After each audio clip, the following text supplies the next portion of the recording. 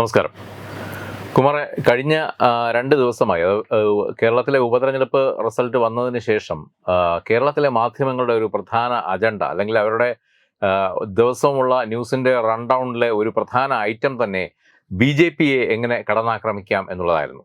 ഏറ്റവും ഒടുവിൽ BJP സംസ്ഥാന അധ്യക്ഷൻ്റെ രാജി വരെ പ്രഖ്യാപിച്ച് ഒരു സ്പെക്കുലേഷൻ ന്യൂസ് ഉണ്ടാക്കി നോക്കി. പക്ഷേ അതും ഏറ്റില്ല. ഇന്നലെ BJP അധ്യക്ഷൻ തന്നെ നേരിട്ട് വാർത്താ സമ്മേളനം നടത്തി തക്കതായ മറുപടി അതിന് നൽകി. ഇന്നലെ നമ്മളത് ചർച്ചയ്ക്കെടുത്തതുമാണ്.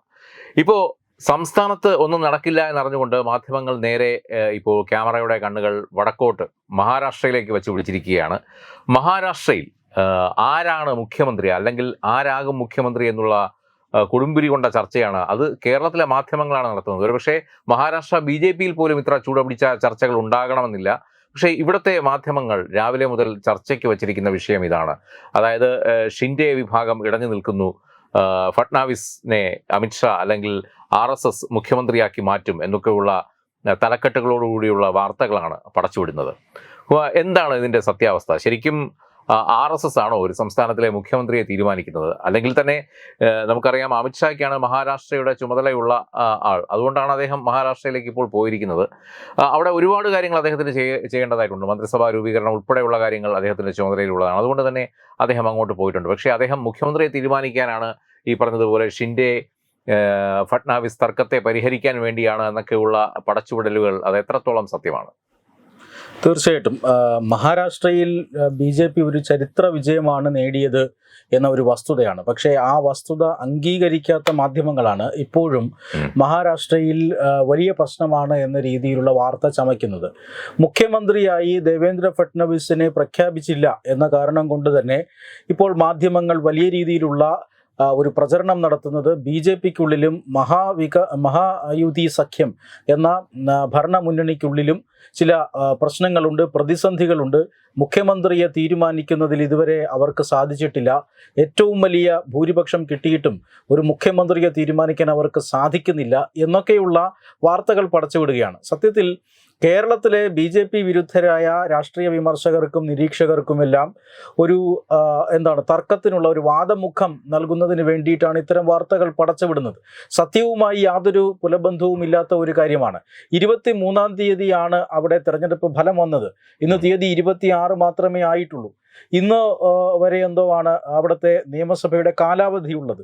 അതുകൊണ്ട് തന്നെ വിജയിച്ച ഒരു മുന്നണിയെ സംബന്ധിച്ചിടത്തോളം അവർക്ക് കൃത്യമായി വകുപ്പ് വിഭജനം നടത്തി സ്വന്തം നിയമസഭാ കക്ഷി നേതാവിനെ കണ്ടെത്താനുള്ളതിന് മുമ്പുള്ള പ്രാഥമിക റൗണ്ട് ചർച്ചകൾ നടത്തി നിയമസഭാ കക്ഷി യോഗം വിളിച്ച് കേന്ദ്ര നിരീക്ഷകരുടെ സാന്നിധ്യത്തിൽ ഒരു നേതാവിനെ തിരഞ്ഞെടുക്കുന്നതിന് യാതൊരു പ്രയാസവുമില്ല. പക്ഷേ അതിനാവശ്യമായ ഒരു മിനിമം ടൈം പോലും കൊടുക്കാതെ BJPക്കുള്ളിൽ വലിയ പ്രശ്നമാണ് അല്ലെങ്കിൽ ഭരണമുന്നണിക്കുള്ളിൽ വലിയ പ്രശ്നമാണ് എന്ന രീതിയിലുള്ള വാർത്തകൾ ചമയ്ക്കുകയാണ്. കേരളത്തെ സംബന്ധിച്ചിടത്തോളം അത്തരം സ്റ്റോറികൾക്ക് ഒരു വലിയ റീച്ച് കിട്ടാൻ സാധ്യതയുണ്ട്. അതിനു വേണ്ടിയിട്ടാണ് ഈ കേരളത്തിൽ പൊതുവെ നമ്മുടെ ചാനലുകൾക്കിടയിൽ നടക്കുന്ന ബാർക്ക് റേറ്റിംഗ് മത്സരവുമായി ബന്ധപ്പെട്ടുകൂടി ഇതിനെ വായിക്കാവുന്നതാണ്. എന്തെങ്കിലുമൊക്കെ ഒരു തണുത്ത സുപ്രഭാതത്തിൽ ഒരു ചൂടുള്ള വാർത്ത ചമയ്ക്കണം, ആ വാർത്ത വ്യാജ വാർത്തയായാലും വേണ്ടില്ല എന്ന രീതിയിലുള്ള ഒരു മനോഭാവമാണ് ഇപ്പോൾ കേരളത്തിലെ വാർത്താ മാധ്യമങ്ങൾക്കുള്ളത് എന്ന് തോന്നുന്നു. അതുകൊണ്ട് തന്നെ അവർ ഈ രീതിയിലുള്ള വാർത്തകൾ ചമയ്ക്കും. ഇവർ പറയുന്നത് ഒന്ന് ഷിൻഡെയും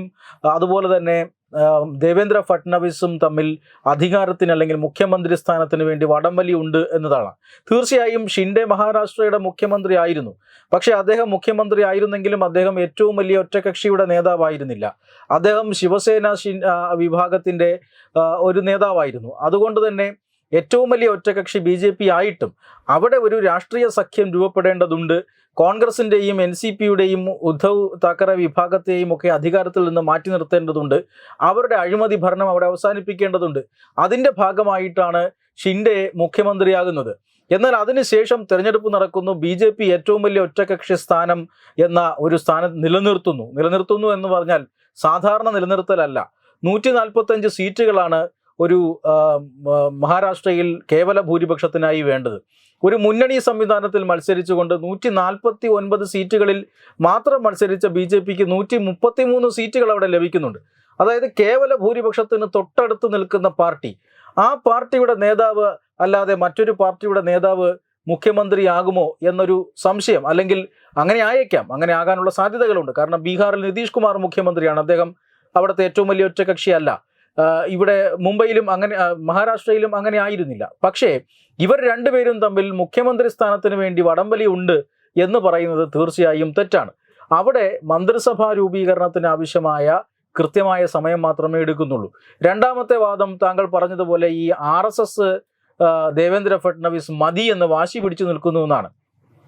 RSS അവിടെ തെരഞ്ഞെടുപ്പിൽ ഇടപെട്ടിട്ടുണ്ട് എന്ന കാര്യത്തിൽ തർക്കമൊന്നുമില്ല.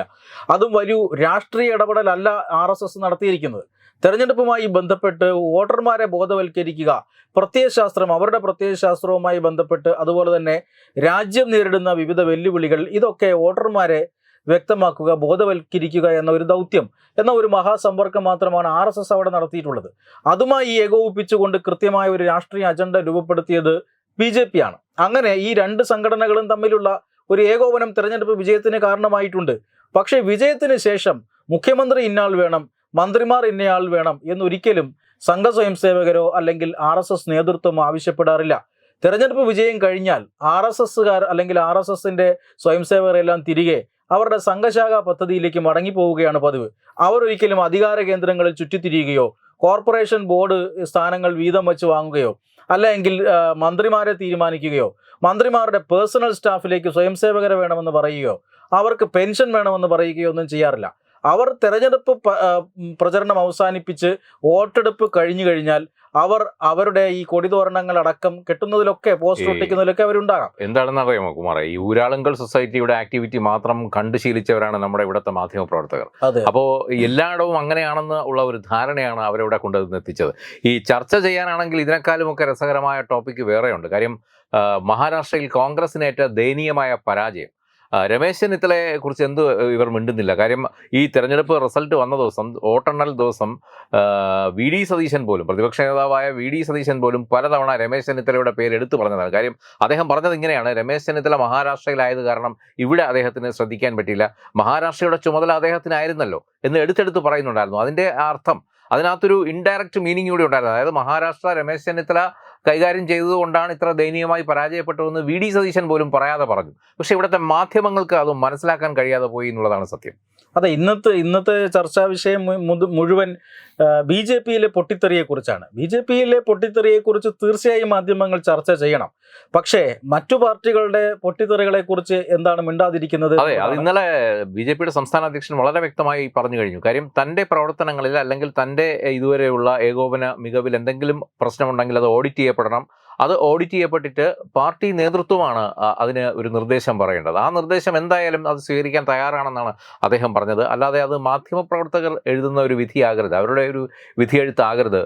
പ്രസിഡന്റ് ഇതുവരെ പാടുള്ള അല്ലെങ്കിൽ പ്രസിഡന്റ് സ്ഥാനം ഒഴിയണം എന്നൊക്കെയുള്ള ഇത്തരത്തിലുള്ള വാർത്തകളാണ് ഈ കേരളത്തിൽ നിന്നും ഈ ഇലക്ഷന് ശേഷം വരുന്നത് എന്ന് ആലോചിക്കുമ്പോൾ ഇവിടെ എന്തുമാത്രം പ്രശ്നങ്ങളിലൂടെയാണ് കേരളം പോകുന്നത്.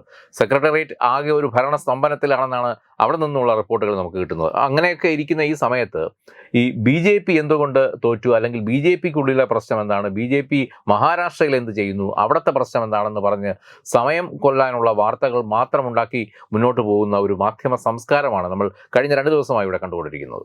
ഈ രമേശ് ചെന്നിത്തലയെ കുറിച്ച് പറയുമ്പോൾ, രമേശ് ചെന്നിത്തലയ്ക്ക് ഇപ്പോൾ VD സതീശൻ കോൺഗ്രസിലെ രമേശ് ചെന്നിത്തലയെ പോലുള്ള പ്രഗത്ഭരായ പല നേതാക്കളെയും ഒതുക്കാനുള്ള വലിയ ശ്രമത്തിലാണ്.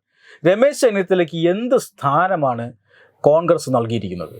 അദ്ദേഹം തന്നെ ആ സ്ഥാനം കിട്ടിയപ്പോൾ പറഞ്ഞത് അദ്ദേഹത്തിന് 19 വർഷം മുമ്പ് ഉണ്ടായിരുന്ന സ്ഥാനമാണ് എന്നാണ്. അദ്ദേഹം ഇവിടുത്തെ ഒരു പ്രധാനപ്പെട്ട നേതാവായിരുന്നു. അദ്ദേഹത്തെ താക്കോൽ സ്ഥാനത്ത് എത്തിക്കണമെന്ന് NSS പറഞ്ഞതിന് ശേഷം കോൺഗ്രസ്സുകാർ അദ്ദേഹത്തെ ആഭ്യന്തരമന്ത്രിയാക്കി. അതിനുശേഷം മന്ത്രിസഭയുടെ കാലാവധി കഴിഞ്ഞപ്പോൾ പിന്നെ എന്ത് ചുമതലയാണ് രമേശ് ചെന്നിത്തലയ്ക്ക് കോൺഗ്രസ് നൽകിയത്? രമേശ് ചെന്നിത്തലയെ പോലുള്ള ഒരു നേതാവിനെ എന്തുകൊണ്ടാണ് ഇങ്ങനെ കോൺഗ്രസ് ഉപയോഗിക്കാത്തത്? സത്യത്തിൽ ഒരു നിമിഷം രമേശ് ചെന്നിത്തല ആ പാർട്ടിയിൽ നിൽക്കാൻ പാടില്ല.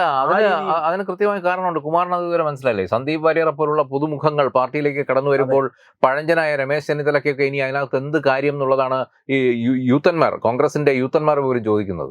അല്ല, ഈ തൂത്തും തുടക്കലും ഒക്കെ വൃത്തിയായി അറിയാവുന്നവരാണല്ലോ അവർ. രമേശ് ചെന്നിത്തല ഒരുപക്ഷെ ഈ തുടക്കലിന് അത്ര യോഗ്യനായിരിക്കുകയില്ല. എന്തായാലും രമേശ് ചെന്നിത്തലയ്ക്ക് ഇപ്പോൾ മഹാരാഷ്ട്രയിൽ ചുമതല കൊടുത്തു എന്ന് പറയുന്നു. ഇത് സാങ്കേതികമായ ചുമതല കൊടുപ്പ് മാത്രമാണ്. മഹാരാഷ്ട്രയിൽ എന്ത് ചുമതലയാണ് അദ്ദേഹത്തിന് ഉണ്ടായിരുന്നത്? ഏത് ഏരിയയുടെ ചുമതലയാണ് അദ്ദേഹത്തിന് ഉണ്ടായിരുന്നത്? അദ്ദേഹം അവിടെ പോയി തെരഞ്ഞെടുപ്പ് കാലത്ത് ഈ പറയുന്നത് പോലെ പഞ്ചനക്ഷത്ര സുഖ സൗകര്യങ്ങളോടുകൂടി കഴിയാൻ പാർട്ടി ഒരു അവസരം ഉണ്ടാക്കി കൊടുത്തു. അതിലപ്പുറം രമേശ് ചെന്നിത്തലയ്ക്ക് എന്ത് പണിയാണ് അവിടെ കൊടുത്തത്? അതിനുശേഷം പരാജയം വന്നപ്പോൾ അവിടെ ഒരു സീറ്റ് 15 സീറ്റ് 288 അംഗ നിയമസഭയിൽ 15 സീറ്റ് മാത്രം വിജയിച്ചതിന് ശേഷം രമേശ് ചെന്നിത്തല ഇങ്ങനെ തലയിൽ മുണ്ടിട്ട് കേരളത്തിലേക്ക് വരേണ്ട ഒരു ഗതികേട് അവിടെ ഉണ്ടായി. ആ ഒരു ഗതികേടിനെ കുറിച്ച് എന്താണ് രാഷ്ട്രീയ കേരളം ചർച്ച ചെയ്യുക? അല്ല, ഇപ്പൊ UPA ആണ് ഭരണത്തിലിരുന്നെങ്കിൽ ഏതെങ്കിലും ഒരു ഗവർണർ സ്ഥാനമെങ്കിലും പ്രതീക്ഷിക്കാമായിരുന്നു. ഇതിപ്പോ അതും രക്ഷയില്ല. അതെ, ഗവർണർ സ്ഥാനത്തിന് പോലും ഒരു എന്താണ് ഒരു അവസരമോ സ്കോപ്പോ ഇല്ലാത്ത രീതിയിലേക്ക് രമേശ് ചെന്നിത്തല മാറുന്നു. അപ്പോൾ ഇതൊരു ചർച്ചയ്ക്കുള്ള വിഷയം തന്നെയാണ്. തീർച്ചയായും നിങ്ങൾ ദേവേന്ദ്ര ഫട്നവിസ് എന്തുകൊണ്ട് പ്രഖ്യാപിക്കപ്പെടാൻ വൈകുന്നു എന്ന് ചർച്ച ചെയ്യാം. അതിനോടൊപ്പം തന്നെ എന്തുകൊണ്ടാണ് രമേശ് ചെന്നിത്തല ഈ പറയുന്ന ഒരു മഹാരാഷ്ട്ര ചുമതലയിലിരുന്ന ഒരാൾക്ക് തലയിൽ മുണ്ടിട്ടുകൊണ്ട് കേരളത്തിലേക്ക് മടങ്ങി വരേണ്ടി വന്നത്? ഈ രമേശ് ചെന്നിത്തലയ്ക്ക് ഇനി എങ്ങനെയാണ് കേരളത്തിലെ ഒരു തെരഞ്ഞെടുപ്പുമായി ബന്ധപ്പെട്ട ചുമതല സംസ്ഥാന നേതൃത്വം നൽകുന്നത്? അപ്പോൾ തീർച്ചയായും ഒതുക്കുന്നതിനുള്ള ഒരു വഴി തേടുകയായിരുന്നു എന്ന് നമുക്ക് കാണാൻ കഴിയും. അതിനപ്പുറം മൂന്നാമതൊരു വാദം വരുന്നത്, ഇപ്പോൾ ഈ രണ്ടുപേരും ഷിൻഡെയും അതുപോലെ തന്നെ ദേവേന്ദ്ര ഫട്നവിസും തമ്മിലുള്ള തർക്കം പരിഹരിക്കാനായി അമിത്ഷാ മഹാരാഷ്ട്രയിലേക്ക് പോകുന്നുവെന്നാണ്. അമിത്ഷായ്ക്കായിരുന്നു കേന്ദ്രമന്ത്രിമാരിൽ മഹാരാഷ്ട്ര തെരഞ്ഞെടുപ്പിന്റെ ചുമതല. അദ്ദേഹത്തിന്റെ ചുമതല ഈ തെരഞ്ഞെടുപ്പ് കഴിയുന്നതോടുകൂടി അവസാനിക്കുന്നില്ല. മാത്രമല്ല, അദ്ദേഹം മഹാരാഷ്ട്രയിൽ നിന്നും തിരികെ ദില്ലിക്ക് വന്നത് മണിപ്പൂരിൽ ചില അനിഷ്ട സംഭവങ്ങൾ ഉണ്ടായതുകൊണ്ടാണ്. അവിടുത്തെ സുരക്ഷയുമായി ബന്ധപ്പെട്ട ചില റിവ്യൂ മീറ്റിങ്ങുകൾ ഉണ്ടായിരുന്നത് കൊണ്ടാണ് അദ്ദേഹം അടിയന്തരമായി. അതുപോലും ഇവിടുത്തെ മാധ്യമങ്ങൾ അറിയുന്നില്ല. അവർ പറയുന്നത് ആഭ്യന്തരമന്ത്രി ഒന്നും ചെയ്യുന്നില്ല, പ്രധാനമന്ത്രി മണിപ്പൂരിൽ ഒന്നും ചെയ്യുന്നില്ല എന്നുള്ളതാണ്. ഒരു വാക്കുപോലും മിണ്ടുന്നില്ല എന്നുള്ളതാണ്. മിണ്ടുകയല്ല, ഇതിൽ കൃത്യമായ ആക്ഷൻസ് എന്തെല്ലാം നടക്കുന്നുണ്ടെന്നുള്ളത് ഡൽഹിയിൽ പോയി നോക്കണം. മണിപ്പൂരിൽ സംഘർഷത്തിന് അയവ് വരുത്താൻ, അല്ലെങ്കിൽ അവിടുത്തെ സംഘർഷത്തിൽ കാര്യമായി ഇടപെടാൻ കേന്ദ്ര സർക്കാർ ഓരോ നിമിഷവും ശ്രമിച്ചുകൊണ്ടിരിക്കുകയാണ്. അത് ഈ പറഞ്ഞതുപോലെ മുൻപന്തിയിൽ പോയി നിന്ന് വാർത്താ റിപ്പോർട്ടർമാർക്ക് ബൈറ്റ് കൊടുക്കുന്നതല്ല. അത് ഒരുപാട് കാര്യങ്ങൾ അല്ലാതെ തന്നെ ചെയ്യേണ്ടതായിട്ടുണ്ട്. അത് കൃത്യമായുള്ള ഏകോപനത്തിലൂടെ തന്നെ അവിടെ നടക്കുന്നുണ്ട്. ഇത് അറിയാതെ പോകുന്നതാണ്. ഇതൊന്നുമാണ് മാധ്യമങ്ങൾ അറിയാതെ പോകുന്നത്. അതെ, എന്തായാലും ഈ അമിത്ഷായുടെ ഒരു മഹാരാഷ്ട്രയിൽ നിന്നും ദില്ലിയിലേക്ക് അദ്ദേഹം പോയത് നിർണായകമായ തെരഞ്ഞെടുപ്പ് ഘട്ടത്തിലാണ്. തെരഞ്ഞെടുപ്പ് പ്രചരണം പോലും അവസാനിച്ചിട്ടില്ല. പ്രചരണത്തിന്റെ ഏറ്റവും അവസാന ദിവസത്തിന് തൊട്ട് മുന്നേ ഉള്ള ദിവസമാണ് അദ്ദേഹം നിർണായകമായ സുപ്രധാനമായ റാലികൾ റദ്ദാക്കി അദ്ദേഹം ദില്ലിയിലേക്ക് പോകുന്നത്. ഇനിയും അദ്ദേഹത്തിന്റെ ചുമതലകളുണ്ട്. അവിടെ സത്യപ്രതിജ്ഞ വരെ അദ്ദേഹം അവിടെ നിരീക്ഷകനായി തുടരേണ്ടതുണ്ട്. അദ്ദേഹത്തിന്റെ നിരീക്ഷണത്തിലായിരിക്കും അവിടെ നിയമസഭാ കക്ഷി യോഗം നടക്കുക. അവിടെയായിരിക്കും ദേവേന്ദ്ര ഫട്നവിസിനെ നേതാവായി തിരഞ്ഞെടുക്കുക, അല്ലെങ്കിൽ മറ്റാരെങ്കിലും നേതാവായി തിരഞ്ഞെടുക്കുക. നമുക്ക് നോക്കാം, ദേവേന്ദ്ര ഫട്നവിസ് എന്ന ഒരു വ്യക്തിയുടെ തീർച്ചയായും ഒരു വലിയ നേട്ടം തന്നെയാണ്. അദ്ദേഹത്തെയാണ് അമിത്ഷാ ആദ്യമായി വിളിച്ച് അഭിനന്ദനം അറിയിച്ചത്. അദ്ദേഹത്തിന്റെ ഒരു നേട്ടം തന്നെയാണ് ഈ തെരഞ്ഞെടുപ്പ് വിജയം. ലോക്സഭാ തെരഞ്ഞെടുപ്പിൽ അമ്പേ പരാജയപ്പെട്ടു പോയ ഒരു സഖ്യത്തെ ഒരു റിപ്പയറിങ്ങിലൂടെ അദ്ദേഹം ഒരു മികച്ച വിജയത്തിലേക്ക് എത്തിച്ചുവെങ്കിൽ അദ്ദേഹത്തിന് അർഹതപ്പെട്ടത് തന്നെയാണ് ആ സംസ്ഥാനത്തെ മുഖ്യമന്ത്രി പദം. അദ്ദേഹം രാഷ്ട്രീയ സ്വയംസേവക സംഘത്തിന് ഏറെ പ്രിയപ്പെട്ടയാളാണ് എന്ന കാര്യത്തിൽ തർക്കമൊന്നുമില്ല. കാരണം അദ്ദേഹം BJPയിലേക്ക് വന്നുവെങ്കിലും രാഷ്ട്രീയ സ്വയംസേവക സംഘത്തിൻ്റെ എല്ലാ പ്രധാനപ്പെട്ട ഇവൻറ്റുകളിലും, പ്രത്യേകിച്ച് വിജയദശമി ആഘോഷത്തിലൊക്കെ അദ്ദേഹം വളരെ കൃത്യമായി മുടങ്ങാതെ പങ്കെടുക്കുന്ന, ഗഡ്കരിയെ പോലെ തന്നെ പങ്കെടുക്കുന്ന ഒരു നേതാവ് കൂടിയാണ്. കാരണം അദ്ദേഹം നാഗ്പൂർ ഭാഗത്ത് നിന്നുള്ള, അതുകൊണ്ട് തന്നെ ബന്ധങ്ങളെല്ലാം വെച്ചുകൊണ്ട് ഇവിടുത്തെ മാധ്യമങ്ങൾ ഒരു തിരക്കഥ പുതിയതായി ഒരുക്കുന്നത്. കാര്യം RSSന് പ്രിയപ്പെട്ടവനായതുകൊണ്ട് RSS പറയുന്നു ഇദ്ദേഹത്തെ മുഖ്യമന്ത്രിയാക്കുക എന്നുള്ളത്. ഈ റേറ്റിംഗിന് വേണ്ടി എന്തും ചെയ്യാം. നമുക്കറിയാം, ഇപ്പോൾ കേരളത്തിൽ 3 മാധ്യമങ്ങൾ തമ്മിൽ 1-ാം സ്ഥാനത്തിന് വേണ്ടിയുള്ള കിടമത്സരത്തിലാണ്. നമുക്കറിയാം, എന്നും ബാർക്ക് റേറ്റിംഗിൽ 1-ാമത് നിന്ന ചാനലായിരുന്നു ഏഷ്യാനെറ്റ് ന്യൂസ്. പക്ഷേ കഴിഞ്ഞ 2-3 മാസങ്ങളായി 24-ഉം റിപ്പോർട്ടറും ഏഷ്യാനെറ്റിനോടൊപ്പം തന്നെ ഈ രംഗത്തേക്ക് എത്താൻ വേണ്ടി കുതിച്ചുചാട്ടം നടത്തുകയാണ്. റിമോട്ട് കൺട്രോളിൽ പോലും പലതരത്തിലുള്ള മാജിക്കുകൾ ക്രിയേറ്റ് ചെയ്തുകൊണ്ടാണ് ഇവർ ഈ ബാർക്ക് റേറ്റിൽ 1-ാം സ്ഥാനത്തെത്താൻ വേണ്ടി ശ്രമിച്ചുകൊണ്ടിരിക്കുന്നത്. അപ്പോൾ ഈ ഒരു സമയത്ത് ശരിക്കും പറഞ്ഞാൽ വില കുറഞ്ഞ അതിനേക്കാൾ അധപതിക്കുന്ന രീതിയിലാണ് ഇപ്പോൾ വാർത്തകൾ പടച്ചുവിടുന്നത് എന്നുള്ളതാണ് ഏറ്റവും വലിയ നാണക്കേടായുള്ള കാര്യം. നമുക്കറിയാം, ഒരു കാലത്ത് കേരളത്തിലെ സ്ത്രീകളെ മൊത്തം വൈകുന്നേരം 7 മണി മുതൽ രാത്രി 9 മണി വരെ ടി വിക്ക് മുന്നിൽ തളച്ചിട്ടിരുന്ന സീരിയൽ സംസ്കാരം ഉണ്ടായിരുന്നു. ഇപ്പോൾ അതിൽ നിന്ന് കുറച്ച് മാറി വരുന്നുണ്ട്.